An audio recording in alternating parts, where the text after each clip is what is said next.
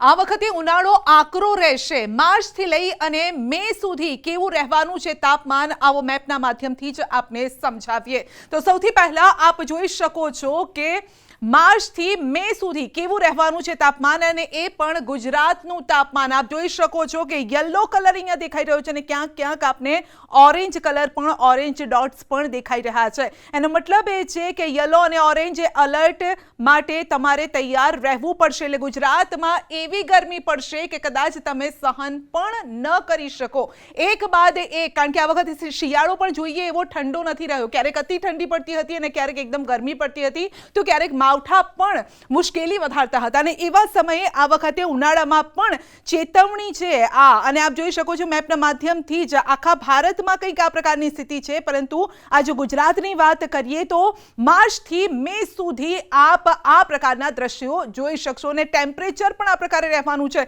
અહીંયા તો આપ જોઈ શકો છો કે આખો ઓરેન્જ કલર અહીંયા જોવા મળી રહ્યો છે। એનો મતલબ એ છે કે ગરમી એવી અતિ ભયાનક પડવાની છે। સૂરજ દાદા એવા કોપાયમાન થશે તમારા ઉપર કે જ્યારે બપોરે તમે ઘરની બહાર નીકળશો તો તમે પરસેવે રેબઝેબ થઈ જશો, અને આખા ગુજરાતમાં આ પ્રકારની પરિસ્થિતિ આપને જોવા મળવાની છે। માટે આપને અત્યારથી જ, એટલે કે ન્યૂઝ 18 ગુજરાતી આપને અત્યારથી જ ચેતવી રહ્યું છે કે ઉનાળામાં ખાસ કરીને બપોરના સમયે જો તમે બહાર નીકળવાનું વિચારતા હોય તો બે વખત વિચારી લેજો, નહીતર હીટ સ્ટ્રોક પણ આવી શકે છે। એટલે કે ગરમ પવનો એ રીતે ફૂંકાશે, એ પ્રકારે આ ગરમ પવનો ફૂંકાશે કે અહીંયા તો આ લાલ કલર દેખાઈ જ રહ્યો છે, પરંતુ જ્યારે તમે ઘરની બહાર નીકળશો તો તમે પણ લાલચોળ થઈ જશો। કારણ કે જ્યારે ગરમી પડતી હોય છે ત્યારે ચહેરાનો રંગ પણ ઉડી જતો હોય છે, અને એ જ રંગ અહીંયા પણ જોવા મળી રહ્યો છે। તો આ લાલ ચટક જે કલર જોવા મળી રહ્યો છે એ જ ઇન્ડિકેટ કરી રહ્યો છે કે હીટ વેવ આવવાના છે। આપ જોઈ શકો છો અહીંયા લખેલું પણ છે કે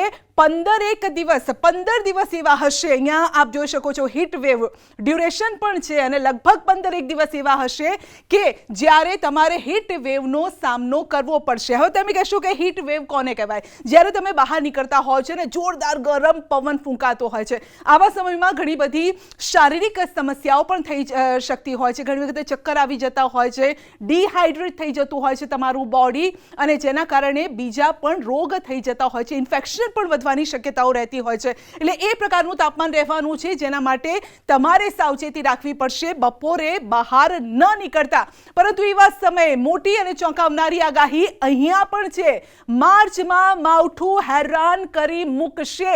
આપ કહેશો કે વાત તો અમે ગરમીની કરી રહ્યા છે, તો પછી માવઠું ક્યાંથી આવ્યું? ભાઈ, માવઠું તો પીછો છોડવાનું જ નથી, અને ખાસ કરીને ગુજરાતીઓનો પીછો નથી છોડવાનું। આપ જોઈ શકો છો ખાસ કરીને જે કોસ્ટલ એરિયા અહીંયા છે, કચ્છનો કેટલોક ભાગ આવી ગયો, દ્વારકા, પોરબંદર, જામનગરનો કેટલોક અહીંયા એરિયા આવી જાય છે ત્યાં, અને ઉત્તર ગુજરાતમાં પણ અહીંયા પણ માવઠાની આગાહી કરવામાં આવી છે। તો આ એવો વિસ્તાર છે કે માર્ચ પૂરો થતા સુધીમાં આ વિસ્તારોમાં સામાન્ય જેવા વરસાદ, છાંટા પડી શકે છે, વાદળછાયું વાતાવરણ પણ રહી શકે છે। ફરી એક વખત આપને જણાવી દઉં છું કયા એવા વિસ્તાર છે, તો કચ્છનો વિસ્તાર છે કેટલોક, આ સાથે સૌરાષ્ટ્રનો જે કોસ્ટલ એરિયાનો વિસ્તાર છે એ પણ આવી ગયો, અને ઉત્તર ગુજરાતનો વિસ્તાર છે। તો માર્ચમાં એક તરફ ગરમી પણ છે, બીજી તરફ માવઠું પણ આવશે, અને જેના માટે આપે તૈયાર પણ રહેવું પડશે। શિયાળુ પાકમાં તો ક્યાંક એને નુકસાન પહોંચાડ્યું છે, અને હવે જ્યારે ઉનાળુ પાકની જે આ તૈયારી થઈ રહી છે તો તેમાં પણ વિઘ્ન બનવા માટે આવી રહ્યું છે માવઠું, અને કેટલાક દિવસો એવા રહેશે કે જ્યારે માવઠાનો માર તમારે સહન કરવો જ પડશે।